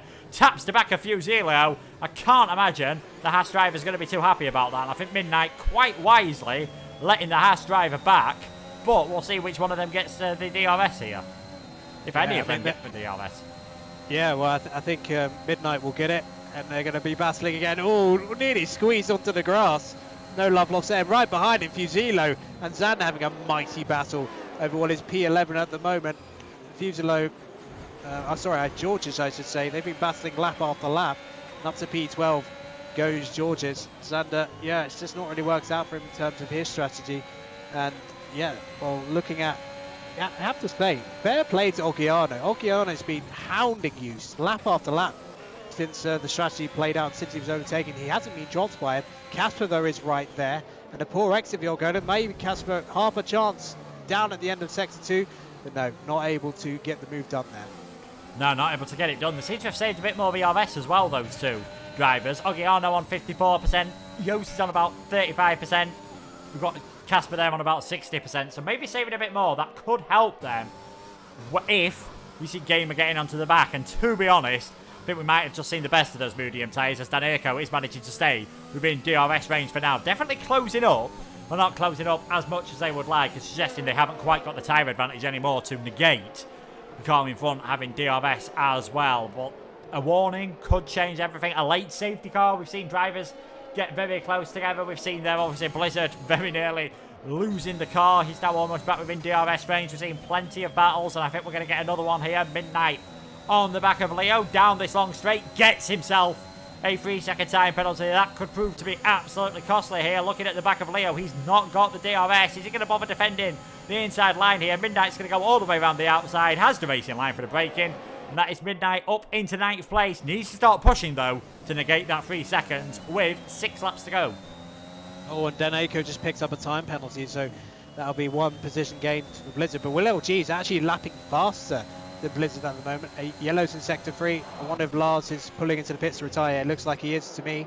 Unless he's going, whoa, and I think he's just spun it in the pit lane, actually. Well, nearly did a Hamilton, but maintained it. But yeah, I think he's probably going to retire the car. This hasn't worked out for him in the end, all that battling. And yeah. And Casper has gone ahead of Ogiano, so Casper is going to try and hound Use into a mistake here and make it, incredibly, a Mercedes 1-2, which I believe would be the first 1-2 of the season, if I'm not mistaken. Yeah, I think it might even be the first time that we've seen a team get both of their cars on the podium this season. And someone, feel free to quickly work out the maths. With the way the results are looking at the moment, I think that'd be enough to jump Mercedes from 3rd to 1st in the championship if he could get himself ahead. It might already be enough right now. Ogiano just losing out there. Whether he made a slight mistake out of the final corner, he had plenty of ERS. He would have had the DRS, so it's like a surprise that he was able to make that move as comfortably as he did there, Casper. But Yo seems to be just trying to get away slightly. Ogiano still closing in on the back of the Mercedes. Is he going to be closing off to send the move down the inside into the hairpin? Has to think about it. Decides nothing is doing this time around. Things seem to be calming down ever so slightly now. Georges on the back of Fusilio. It's going to be a bit of a late move, bit of a late defence from the Haas driver. Down the inside though goes Georges. He gets himself up into 11th place as Xander and Fede are battling over 13th and 14th. Fede gets himself a time penalty, which I think he might be able to get him removed. And you've got Asacombe there on the soft tyres as well, which won't be too far away from when these are all wearing out, of course, for soft as Asacombe. He could find it very hard indeed. 5 to go. Duncan, Joost and Casper, your top 3. Yeah, Casper is all over the back of Joost now. Gap's still about 1.8, although Duncan did lose a couple of tenths that previous lap, so I'm wondering if he's pushed a little bit too hard in the last few laps, but he has now stabilised that. He had the fastest sector 1 of anybody in the top 4, and he's now got the gap up to 2 seconds again. But yeah, Joost is in a bit of bother here. He's got less ERS than Casper and Oggiano behind him. I mean, Joost has got to try and manage this because he is going to gain a loss on Blizzard as it stands in Championship, and he's only going to lose 4 points to Duncan. But he's got to be careful not to lose positions on the podium, because this is still a pretty good result for Joost, even if he finishes P2. Yeah, of course, it would mean his championship lead is currently, again, just to remind you all, 70 points for Joost, 56 for Blizzard, 55 for Duncan. If things finished as they are, Joost would get himself up to 82 points. It'd be Duncan getting himself up into second in the championship on 71 points, and Blizzard would find himself getting promoted to 6th, so he would be on 61, so still fairly close between all of those drivers at the moment. As Blizzard, doesn't matter now, you don't have to work out the penalty situation because he's got himself ahead of Daneyko for that one, so he is up into 6th place. Gamer seems to have really caught up quite a bit in the last few laps. Matching. Yeah, 2 seconds behind now, Oggiano and Casper and Yo, so I wonder if we're just seeing it change again, where the mediums are getting into that above 60% tyre wear, where they really start to struggle. Well, let's just compare the lap times. Gamer did a 1:34 flat. Duncan was nearly 9/10 of a second slower than Gamer on that previous lap, and obviously doesn't have anyone battling at the moment, but that just gives you a description vividly of how much better Gamer's tyres are at this stage. You know, those mediums are at around the time where you would normally pit, as we saw from the drivers earlier. So Oggiano, Casper and Joost are going to have a very tricky final few laps, but whether Gamer has the tyre life himself to get ahead of the drivers ahead, that's going to be the question. Oh, and Blizzard has disconnected. Transmission failure. Well, that is another spanner in the works for Blizzard, and he's, hopefully, for his sake, he's got himself a spare invite. Otherwise, he's going to find himself plummeting down the order, and what looked like a fantastic damage limitation job will all be for naught. You can see there, Daneyko's just going to drive straight through him. Will as well soon. He's got a bit of a gap back to midnight, so if he can get back in there, he won't lose too many places, but an absolute nightmare there for the man who is second in the championship at this moment in time. Oggiano still on the back of Casper, still can't get close enough. It looks like Duncan has stretched out his lead again over Joost at this moment in time, so he's, with 3 laps to go, has a 2.1 second lead. Oggiano starting to really put the pressure on Casper at this moment in time. Gamer still can't quite get within DRS range. There goes Will, getting himself back ahead of Blizzard. Again, just don't know what to say about Blizzard. Completely not his fault here. He's going to end up scoring no points unless he gets back in after what was an absolutely superb recovery drive. Yeah, that's a real shame, but we're going to have to, not focus on him until after the race, to be honest, because there's so much going on. Joost is doing a commendable job holding off Casper and Oggiano behind him. He seems to have great straight line speed, and that's what's saving him at the moment. Casper seems to have great downforce in sector 2, and that's allowing him to close up. But then once they get onto that back straight, he's not able to sort of get the power down on the main straight in the dirty air, turn 13, and that allows Joost to not really be under threat. Having said that, Joost is now just putting a little bit of pace on. He's now, gap's now down to 1.5 for leaders, and Gamer is now within DRS range of the top 4. Can Gamer use these tyres to get ahead? Because they're all in the same tyres, of course, but he's got much fresher tyres. It's going to be very tricky still to overtake these guys, but he is certainly in the fight for a podium now in these final 2 laps. Yeah, certainly. Casper's nearly dropped outside of DRS range of Joost. He will close up, obviously, on the straight, as Blizzard has got back into the session, so he's only really probably going to lose 1 position out of all this to Will LG, and he might even be able to get back ahead of the Williams driver. I think it's going to be very difficult, but we'll have to wait and see, because Blizzard should gain on a penalty position from Daneyko, of course. You can see Gamer right on the back of Oggiano here, about 5 tenths behind, but while he's got DRS, it's going to be incredibly difficult. 2 laps to go in the Chinese Grand Prix. Further back, the battle for some of the final points-paying positions. Leo currently holding that final position, although he will jump himself ahead of Midnight, and so will Fusilio, so he's in the final position. Doesn't have to worry about the drivers behind him who's got penalties, as Xander and Fede go battling once more here. Xander now in 13th as I still, although judging by that slight drift, I think Blizzard is now in control of his car, but all of a sudden he's got a massive battle around him to think about. Yeah, battle for P9 for him now. I mean, that's not where he wanted to be. But yeah, Gamer now right on the back of Ogiano, but such is the dirty air at the free cart's head, he was sliding all over the place through those fast right and left-handers in Sector 2. But Ogiano has just made a bit of a mistake right at the end of Sector 2, dropping him back from Use and Casper, so he might be under pressure here on the DRS straight. Yeah, you can see taking this really suboptimal line there, going deep into turn number 11. That's messed up his entry into turn 12 and 13, and this could be a straight run here, and Ogiano's got barely any ERS, he's got barely any defence against CRG Gamer, who just sails on by. Up into 4th place for the Williams driver. He's going to have one lap to try and get back within DRS range of Casper, who himself is all over the back of Yost. Will LG's managed to get his way past Danirko, so the Williams are flying at the end of this race. Let's not forget, they started 15th for Will LG and 16th for CRG Gamer, and they're on for 4th and 6th at the moment. But final lap of the race, Casper, Duncan leading from Yost, and here comes Casper. Oh, yeah, Use had no ERS left. We saw the red light flashing, and Casper got an amazing exit from the final corner, and given that, with the lack of ERS for the Red Bull driver, was able to sail by. But all of this is going to slow them down. It gives Gamer half a chance to get onto the podium. Yeah, Gamer's just got to try and save his bit of ERS now. Yost has got to try and save what last bits we've got as well. Final lap of the race. While all this is happening, Duncan's not really chilled at 1.6 seconds ahead in this race, but he can afford to just make sure he doesn't make any mistakes at this moment in time. Can Yost fight back with that lack of ERS?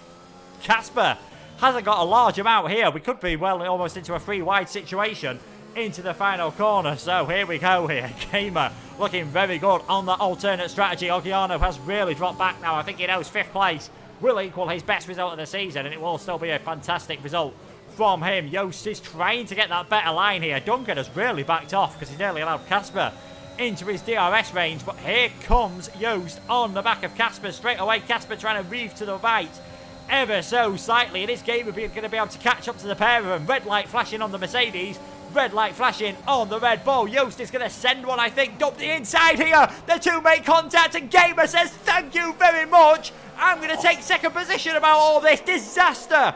For Yost and Gamer, it's Duncan who heads across the line to take the victory here. Gamer takes 2nd, and Yost just in 3rd place ahead of Casper. He went for an aggressive move, but you can't afford to do that when you've got a car just a few tenths of a second behind you.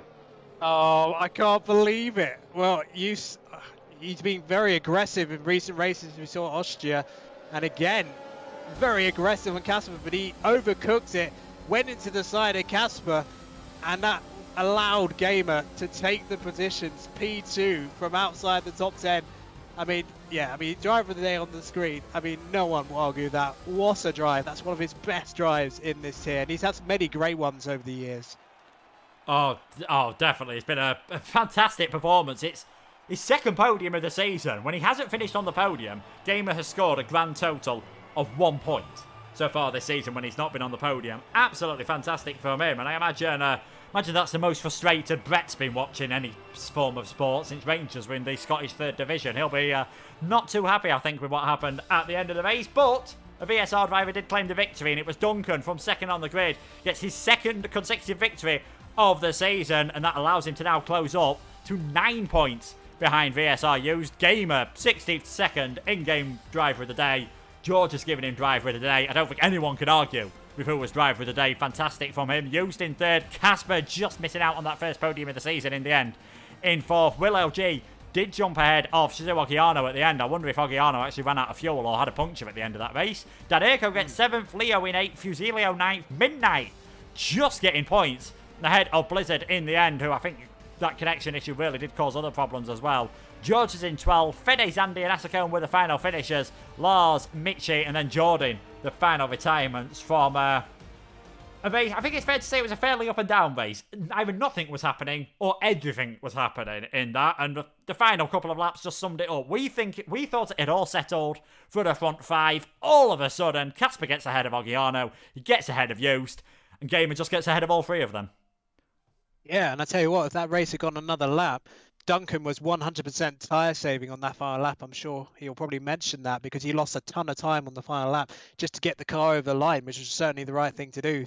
So Gamer could have won that race in the end, but yeah, Gamer is one of the veterans of PSGL F1, and he's won many races, many podiums, come close to winning the championship in the past.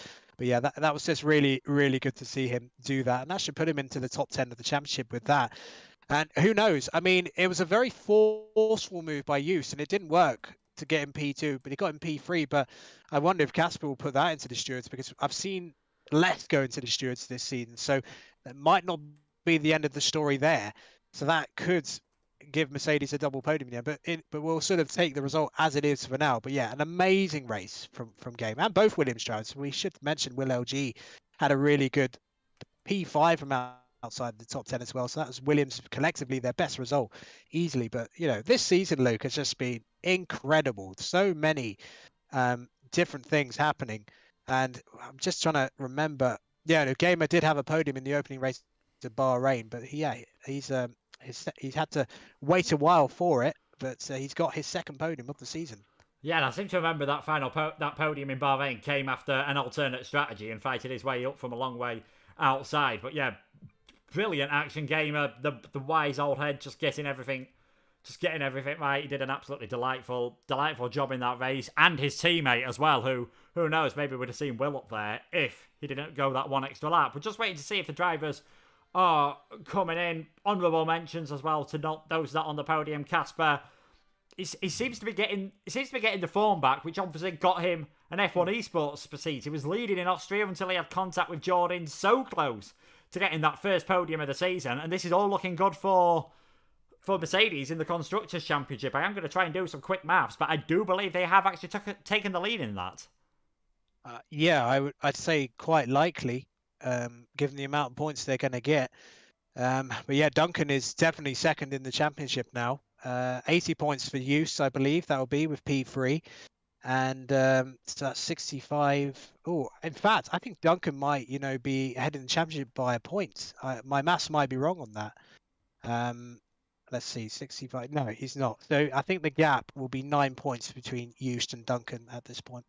And that is before any possible penalties. If they do end up getting a penalty, that'll obviously put Casper ahead of Used, and I think it might even put Will and Ogiano ahead of Used as well. So there'll be plenty to talk about when our drivers make our way in. But we'll head there now. It looks like the waiting room is starting to fill up, so we'll head to make our way over to the waiting room and wait to hear what the drivers thought about this race. Mark, over to you.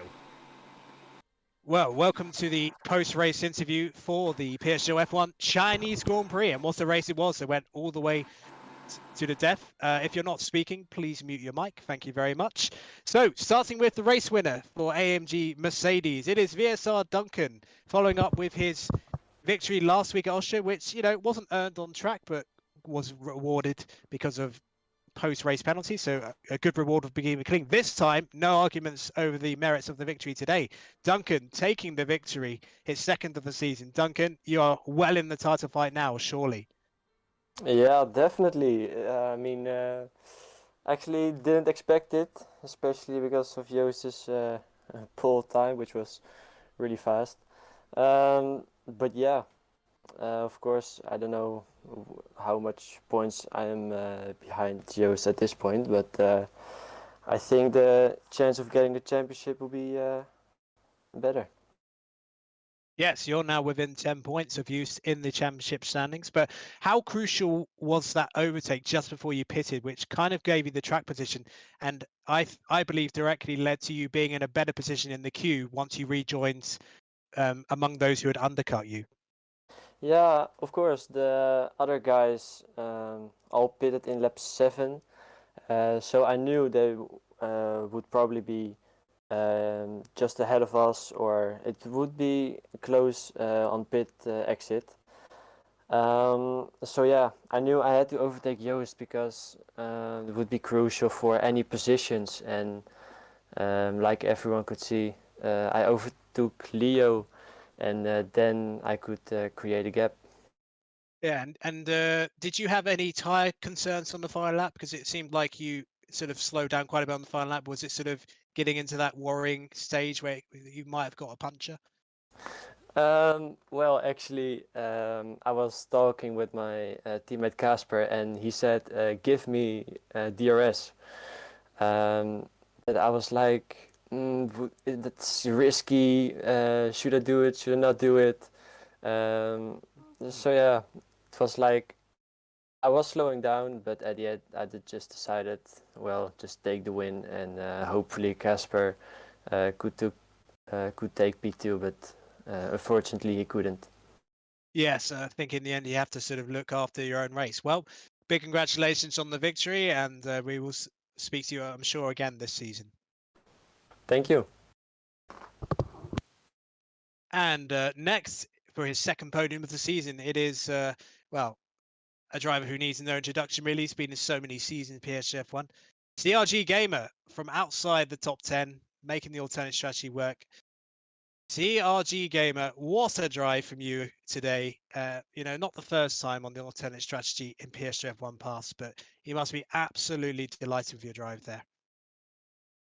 Yeah, I can't say I was expecting it, even when I came out the pits, and managed to get some moves done. And I was still 5 seconds odd behind the lead train. I definitely didn't think I'd be able to catch it, but the only strategy was pretty much the plan all along. Just felt like it was fairly decent from what I've seen, and obviously I do tend to go quite well on the alternate strategy, so gave that a go again.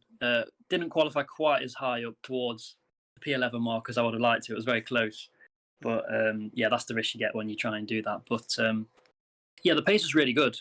My race pace around here is definitely, especially one of my stronger tracks. I think that is shown in other seasons as well. Always tend to go well around China, so yeah, it was pretty perfect. I think, well, it was going to be P4, but the heavens opened in the final hairpin, and I managed to sneak through. So couldn't ask for much more. Well, be honest. When the Joost and Casper made contact at that hairpin, did you sort of raise your fists, punch the air a little bit in delight? You must have showed a bit of emotion at that, because that was probably unexpected, getting those two places like that.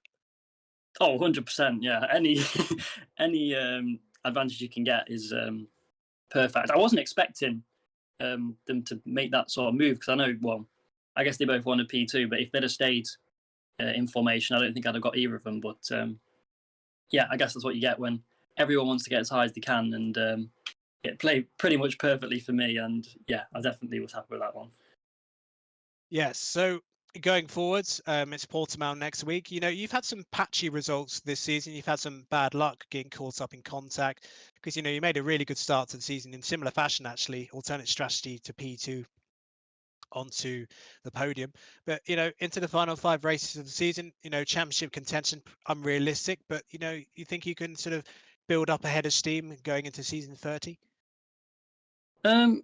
Yeah, I mean, I haven't been looking too much into sort of championship position wise, because I haven't been able to make every race this season. But as usual, just give it everything in all the races and see what we can come out with. So the start of the seasons tend to go a lot better for me than towards the end. But yeah, hopefully a few more results, a few more podiums, and you never know where it can go. So we'll keep on pushing and see what happens. Well, congratulations on your P2, and we will speak to you soon. Thank you. And finally, still maintaining his championship lead after a chaotic race at Shanghai today, and an incident on the final lap which potentially could be controversial, but as far as I could tell, pretty hard racing. But Joost, another podium for you, perhaps not the position you wanted. Arguably didn't quite have the pace to keep up with Duncan once the strategies played out. But how do you feel about getting that P3? A bit disappointed to lose out on the P2? Yeah, I'm a bit disappointed. I think qualifying went pretty well, really good lap. Then the soft stint I had to extend a bit, because otherwise you get the puncture risk on the mediums. And then Duncan passed me on the last lap. I knew that he was coming, so I didn't defend it hard. But then Duncan came out behind Leo, and I came out in fourth, so I had to use much more ERS to overtake them, and still want to try to to keep Duncan his DRS. But then Duncan was out of the DRS with much more ERS for the last stint, so he was able to keep the time the same between us. And yeah. Well, you probably would have, had a slight wry grin looking at Blizzard's struggles in qualifying and the race. But you've got another championship contender in Duncan for sure. So does that put any sort of pressure in your mind at this stage?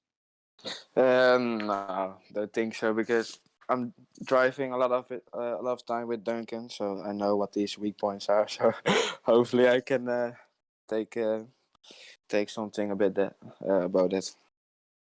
Very good fighting talk. I like that. So step into the unknown for PSGL F1 next week, heading into Portimao. 5 races of the season to go. Does your sort of approach start to become a bit more playing for the result rather than being sort of the aggression we've seen from you most of the season? Yeah, I think the move on Casper was, I think, too much risk. Casper was going a bit to the right in the braking, so the corner was very tight and I broke very late. It was a bit of stupid move, but yeah. And then I couldn't make the corner really well, so I had to, and then I hit Casper, and Gamer did a good move to overtake us both. But I want to apologize to Casper for that, because I think it was a bit my to blame for that. Yeah. But do you think there's a possibility you might get a penalty for that? I don't know, but if I get a penalty, I will only lose a position to Casper if I get a 5-second penalty. So isn't that bad, I think. All right. Well, congratulations on another podium, and the title fight will continue into Portimao next week. So we will speak to you soon. Thank you. Bye. Yeah, thanks to Used and Gamer and Duncan for the interviews, and thanks to Mark for conducting them as always. Just about managed to keep our breath. What was a frenetic final few laps to the Chinese Grand Prix. All starting to look good in the championship again. Things starting to close up. Blizzard dropped a bit further back. Obviously, the connection issues costing him. Duncan, last 2 races, has really started to put himself to the fore once more. Yeah, I mean, Duncan, he missed out last season, on the last season of F1 2020. Wilson had too much for him in the end, but yeah, it's kind of opposite to last season, where he had a really strong first half of the campaign, then he kind of faded away as the races went on. But this season seems to be the opposite. He had a kind of mixed start, but he's really starting to grab these results, and that's put him right into title contention with 5 rounds to go. And based on what's happened with Blizzard recently, Duncan is looking like the main challenger to Use right now. Yeah, certainly. Obviously, as we were saying, he's got himself up into second in the championship. Mercedes now leading the constructors, and we're completely into the unknown at the Portuguese Grand Prix next time out. How much practice the drivers have done at Portimao? I imagine they'll be doing a lot this week, but we've got nothing to go on. With the esports event now being live as well, maybe some attention might be going over to that ever so slightly. Could be another interesting race. Could be a completely mixed up result. It could be a standard result. Who knows? Yes, and I think the esports break may be an opportunity for some drivers to sort of refresh and come back. But yeah, I think you'll want to be sort of in as good a position in the table as possible before, after the Canada race. So I think the next couple of rounds are going to be really crucial to have that momentum going into that break. But yeah, Use I think on balance is still going to be the driver to beat. But yeah, Duncan firmly one of the challenges. Blizzard, he's got some work to do. That is for sure. He's going to have to try and respond as soon as he can. Yeah, Portimao, perhaps another circuit where there's only really one massively easy overtaking opportunity. It's kind of like we saw at China. We did see some moves into turn 1 and a fantastic move from Gamer on Leo into turn 6, probably decisive for his result, as well as the shenanigans we saw at the penultimate corner. That is pretty much it then for this stream. You can catch some more PSGL action. The final race of PC F1 will be taking place on Thursday. The championship might be over, but I'm sure there's still plenty of pride to fight for with all the different drivers. George Morgan and Daniel Field taking you through that one. PC F2 to F5, they're going to be live on Wednesday, and they will be carrying on after the Portuguese Grand Prix. It is only the top tier that is finishing because of esports commitments. And of course, we'll be back next time out on the Monday with lower tier PlayStation action on Sunday and Thursday. Thank you to all the drivers for what was a brilliant race and for the interviews as well. Thanks to Mark for conducting those interviews and joining me in the commentary box. And thank you so much to all you guys as well. It's 2 victories in a row for Duncan. Can he make it a hat-trick at Portugal, or will Used and Blizzard have to fight back at the circuit that not a lot of the drivers are really that experienced with? Thank you so much for watching. Hope you enjoy the rest of your week, and we'll see you next Monday at 8 PM for the Portuguese Grand Prix. Goodbye.